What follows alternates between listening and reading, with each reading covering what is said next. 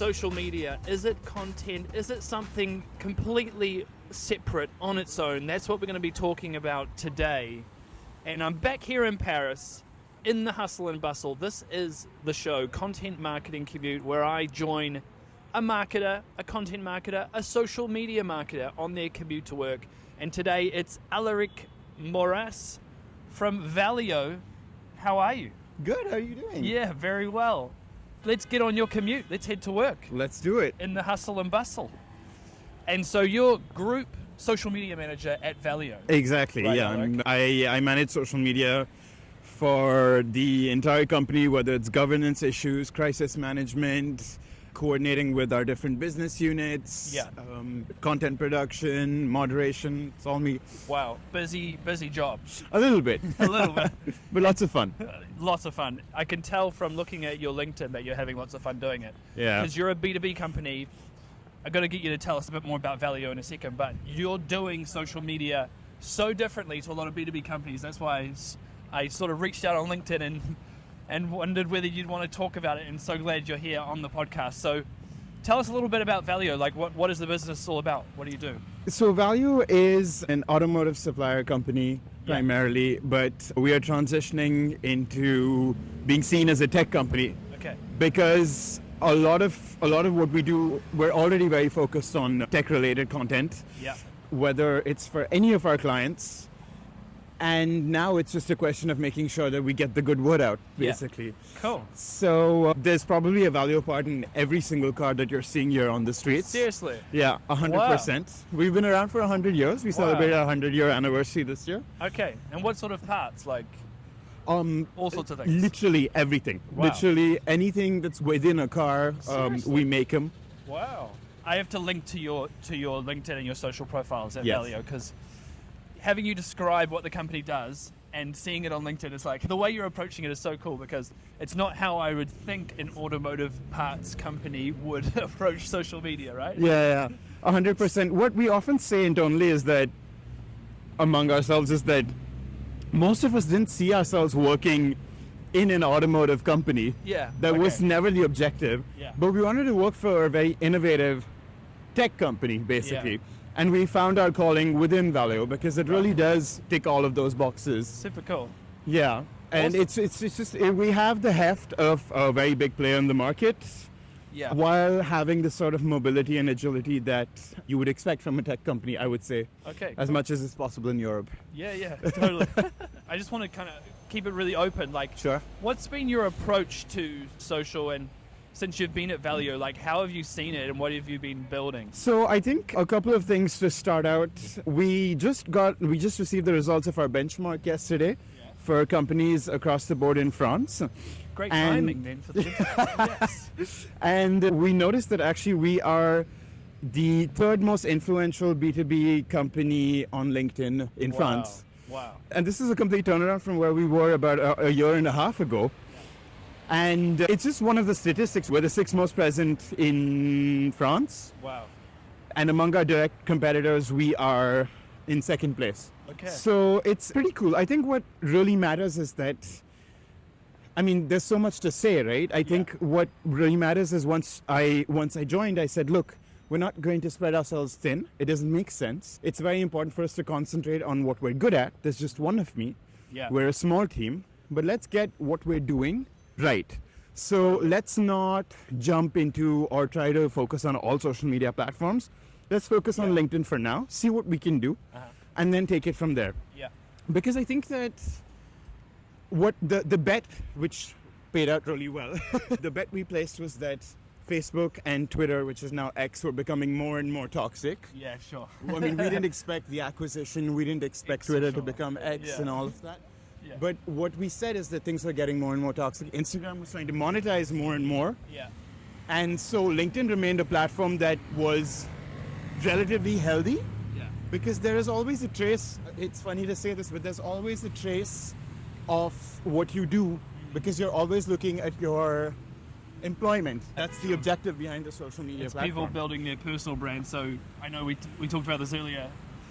The sense of like less trolling because it comes back on you because it's your professional brand, right? Exactly. Also, the way LinkedIn markets is very different. There's a lot of like skill building.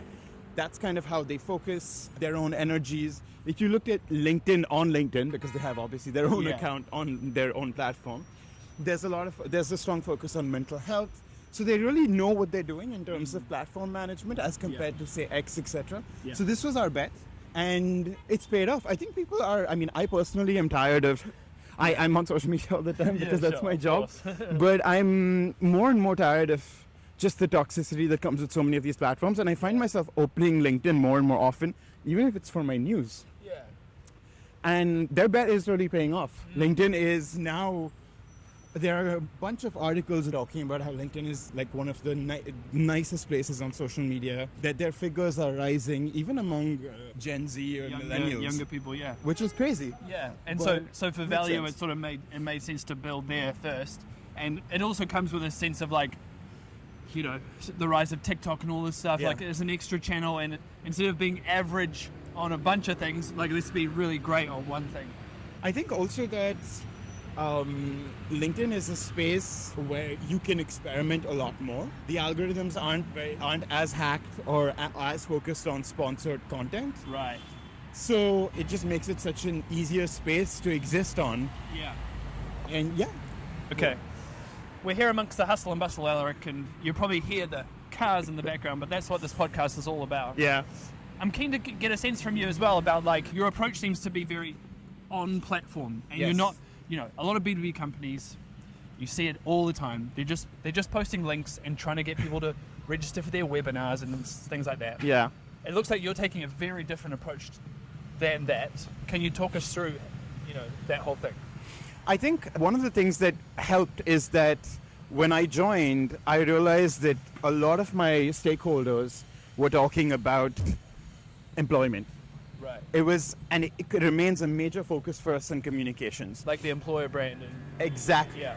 And so the objective was to make sure that people knew that we were a tech company and that Yeah. we were fun. And being fun is fun. Yeah. You have to take risks, which I've had a very, and continue to have a very supportive management. Being a social media manager is hard, Yeah. mainly because your management is almost always people with whom you have a generational gap. Right. I remember when I was a kid, I looked at social media, which was just like up and coming, and I said, hey, this would be fun to do as a job, but I'll never get a job that is like Yeah. this. And like a couple of years later, I am a social that's media what manager, you're and doing. that's what I've been doing Yeah. since the beginning of my career till now. Right. And it's fun, but people don't realize that management isn't always convinced, isn't always on board. But what's great about social media and what makes it easy to prove is that the figures are always there. And they are open source. You cannot hide what your engagement is doing. Everyone from your intern in your company to your CEO can see what you're doing Yeah. 24/7. I Oh, think there are sure. hardly any jobs, there's hardly any work that is more visible to the entire company. Yeah. And And that comes with advantages and disadvantages. 100%. But I think one of the advantages for sure is that you can always say, hey, here's what I recommend. If you want it, let's do it. Yeah. If you don't, we won't. But the figures will always speak afterwards. Always. So And if you want, we could post links to our website Webinars. and webinars, but the figures will speak for themselves. exactly. And also, I think what's cool about social media is the algorithms. Yeah. So algorithms give your accounts a relevancy score. You never actually always know. It's not transparent how well you're doing. But if your relevancy score falls because your posts are not engaging, because people are not talking about your brand, etc., because you aren't getting your likes, your impressions in there, Yeah. your following posts fall in terms of visibility. There is a clear fall in terms of visibility. So it makes a lot of sense for you to prove consistently that if you create content that doesn't work for social or isn't social first, it is going to affect the visibility of the page for the coming days. And that's super important to keep in mind. Yeah, it is, for sure. And so how do you, maybe we can touch on that first, because you mentioned as well that you sit within the content team, right? Yes. How do you think about that at Valeo in terms of, you talked about social first content, right? Yeah. And a lot of companies, I get the sense anyway, are really just thinking about social as an afterthought and Yes. just posting stuff on there 100%. after the content team has done it. 100%. But how do you guys think about that? I think what really works is, yes, me being part of the content team, Yeah. me knowing what content is coming up, and me always saying, look, we can do this, but there are versions of this that we can do that help push our relevancy score higher. Yeah. So it has made a huge difference. Yeah. And it also allows me to step in sometimes and say, hey, I can produce this content and we can do this in this fun way. So already based on an idea maybe the whole team has, Yes. but you're immediately thinking about Yes. how do we do that for social? Exactly What's so. the angle on social? Exactly so. Yeah, cool. That's really cool. And I think it makes a lot of sense to do that because in my previous company, we were a social media team, Yeah. a uniquely social media team, and that was fun and it was great. But even though we were directly reporting to the director of communications, Right. we were still divorced from strategic communications and comms. Yeah. So a lot of time we were having fun on our own, but it wasn't necessarily always, or it doesn't always serve business interests. Right. Whereas the content team has direct and consistent pressure to serve business interests. Yeah. And so I, therefore, when I'm working with them, or I'm working with my team, I'm like, hey, I also want to produce this content. This is up for grabs. This is a subject we need to be tackling. I'll take it on. But know that there will be a strong social first approach there. Yeah. And it often works because when you do produce content that's fun for social media, it also pays off and can work elsewhere, which I've been noticing. A lot of my content is now, the content that I'm producing at least, is on the web pages, is used for internal communications, because it is fun and Yeah. people are enjoying it. And you see that engagement on social and you're like, I want to have this elsewhere as well. So Very that's cool. cool. Very cool. Speaking about fun, I see you've got like a mascot. Does it have a name? His name is Leo, yeah, Leo. like Valeo Leo. Oh, Valeo, Leo. Yeah. Very good. Very good. Yeah, And like, I'm interested just to know as well. Like, Yeah. in B2B, yeah. some people I've heard the term coined "boring to boring" before because I love that. Yeah. That's, we can immediately just feel like for some reason yeah, it needs to be serious and it Yeah. needs to be like, whatever.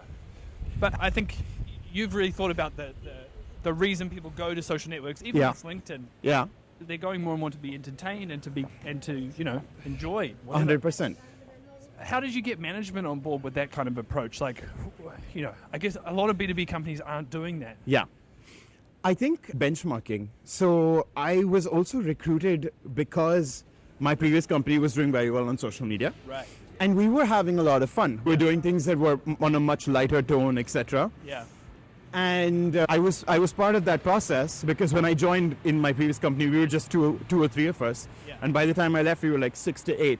Okay. So I was very Wow. much there from the inception Yeah, of the great. team to everything. So the first step was when they noticed really that, my previous company was doing well on social, so they really wanted someone on board with Yeah. the same sort of strengths. Cool. Second of all, I think And that... they'd obviously seen what you'd done at that company, so they were looking for that kind of approach. Yes. Yeah. Second of all, I think I have a management that really doesn't take itself too seriously. I don't have a very stuck-up management. They're always willing to try everything. They're Right. always willing to be convinced. They're always willing to be talked to. They're always willing to be shown that things can work. And I think what works also for That's us is great. that we are not afraid of making mistakes. We are not afraid of failure. And I think that is essential for social media. Yeah, There are- especially for that role, right? Because you can't, you can't approach it with this kind of fear of like, what if this happens or what if that happens? You have to be innovative and you have to try things. 100%. There are posts that tank. Yeah. There are posts that tank. We do things that don't always work. We don't have a 100% success rate. But Yeah. exactly so. That is exactly why we can continue Yeah. doing what we do Yeah. and trying new things. Very cool. And almost like what I'm hearing is like having that supportive management is so important for social and probably content more broadly in some ways, because you often have that generational gap. But if you can have people who trust you to do your job and trust you as an expert, even if they don't understand all the time, or they're like, are you sure? Yeah. That's cool. That's the way to do it, I think that, it happens in any company. When you walk in, there's always just like, yo, post this, Yeah, yeah.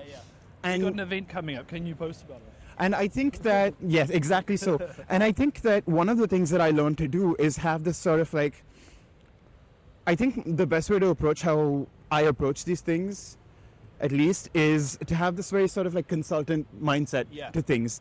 It's very like, sure, but here are what the results would look like because we've Right. done this before. Yeah. Here's what we could do differently Right. or with minimal effort, and I'll take care of it. But here's what we could do. And here are examples of this and how it actually works. Yeah. Yeah. And either they buy it or they don't. And once my management, whether it's here or elsewhere, started buying into my ideas and making space for failures or not, we realized what works and what doesn't work. And I think that made a big difference. I think also what worries me about social media, and this is one of the questions that you had for me, is like, Yeah. why do other B2B companies... Why don't they do it? Yeah, thanks for asking that to yourself. That's great. No, because I almost forgot to ask you that. That's great. Why don't more B2B companies do this, Alaric? I think that this is the big question, actually. It's a question I ask myself every single day. Yeah. We wanted to focus on employment, so it was very clear and very clear cut. Yeah. I think most companies have no idea what to do with social. Right. Most B2B companies. B2C Yeah. companies have a direct business interest to be strong on social media, to have a strong presence, Yeah. to have the best in the market. But B2B companies aren't clear as to what to do with Yeah. their social media platforms. Totally. So And do you almost feel like having, like, is it almost that's part of it, going back to the drawing board and being like, the main objective here is we want to drive employer brand, and that's helped you build from there? I don't think... Versus a lot of companies don't even think that way to start with. Maybe they don't. Maybe they don't need to. Yeah. Which is I think the problem. I don't think everyone needs to be good at social media. I'm sure there are.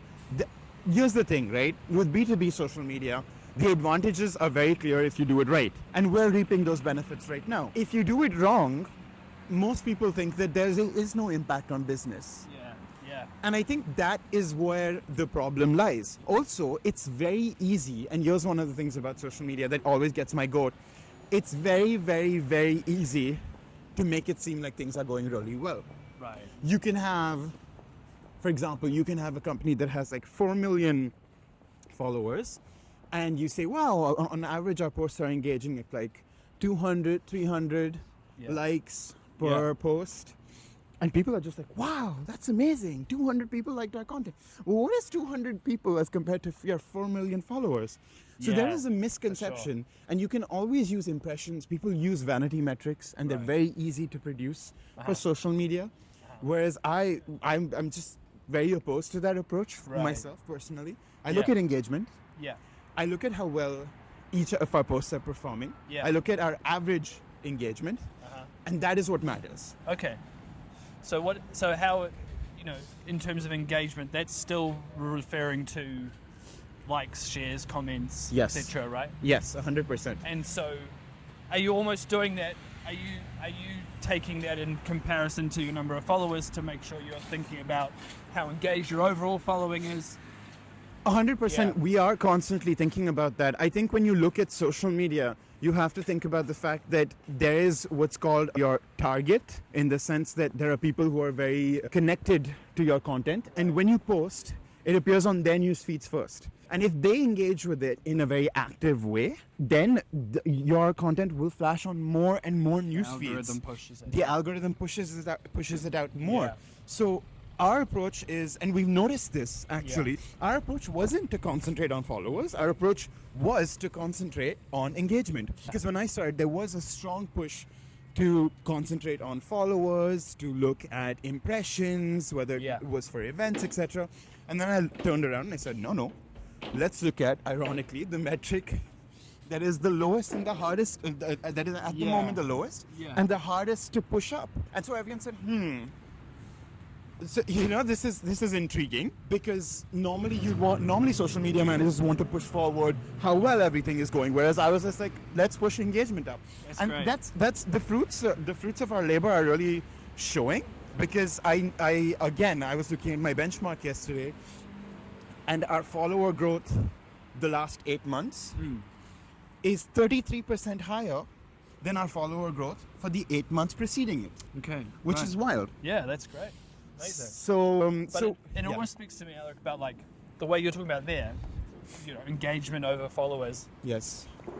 it's this mindset around it being, I don't know, a communication platform rather than a broadcast platform. Oh, yes. And that's almost part of it, is like, if you're only thinking about impressions, Yeah. a lot of people, especially the next generation, they're Yeah. thinking about, let's just push it out on social, let's get it out on social. And it's like Yeah. this broadcast, it's like a television Yeah. mindset or something. Yeah. Whereas that's not at all what it's about, right? Yeah. It's about the conversations you can create and the engagement. Why is it called social media? Yeah. Why is it called community management? Yeah.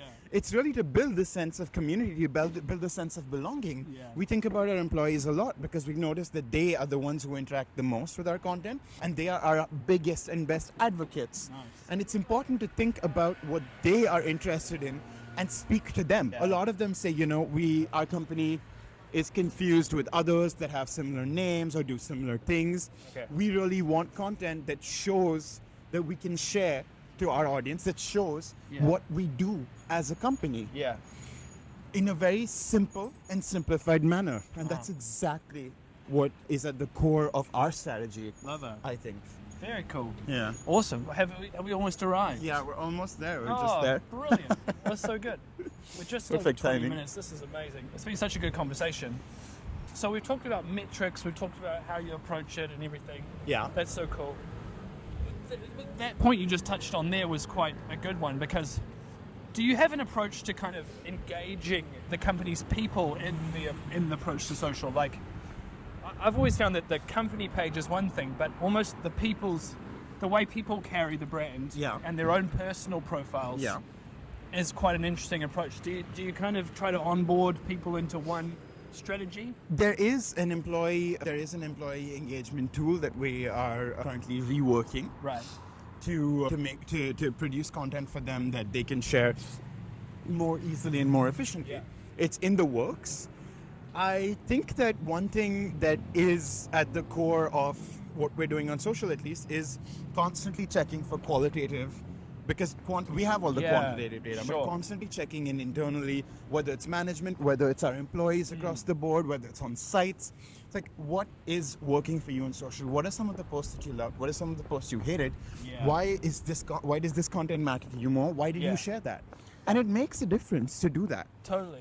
People feel more connected, and people feel like they're appreciating Yeah. that they are being appreciated as well when we put our employees first. If you Yeah. look at the way social media is at Valeo right now, you see, even though we're trying to emphasize that we're a tech company, we're constantly showing our employees in front of the screen. Cool. And that's I think what is something that's really amazing. I think that when you look at followers, why do you follow a page on LinkedIn? Yeah. Because you've seen one of their posts, you click on it and you say, hey, this is a cool brand, maybe I want to work there sometime. Yeah. So follower count will increase if your engagement is good with the people you already have. Yeah, really, really cool. And almost that sense of qualitative feedback is really interesting, because I think, like you said, all the data's there quantitatively, Yeah. but we can sometimes ignore the qualitative feedback, and actually, when it comes to marketing, a lot of times it's about feelings and emotion and hearts and minds, and that's quite a qualitative thing at the end of the day. 100%. Right? Yeah, so very cool. Well, that's pretty much all the questions I had. We're almost here. We're almost here. Yeah. Fantastic. Did you have any last things that we maybe missed that are No, so important? I just love this interview because it gave me a chance to think about what I do Yeah. and how well I do it. Yeah, how well you do I it. mean, not how well I do it in the Yeah. sense that whether I do it well or not. No, More no, like, that's true. I just thought you were being super confident, and you can be too, because you're doing a fantastic job. no, we're trying. We still have a long way to go, I think. Oh man, brilliant. Well, thank you so much for joining me, and we'll see you next time on Content Marketing Commute. Bye-bye. Bye-bye.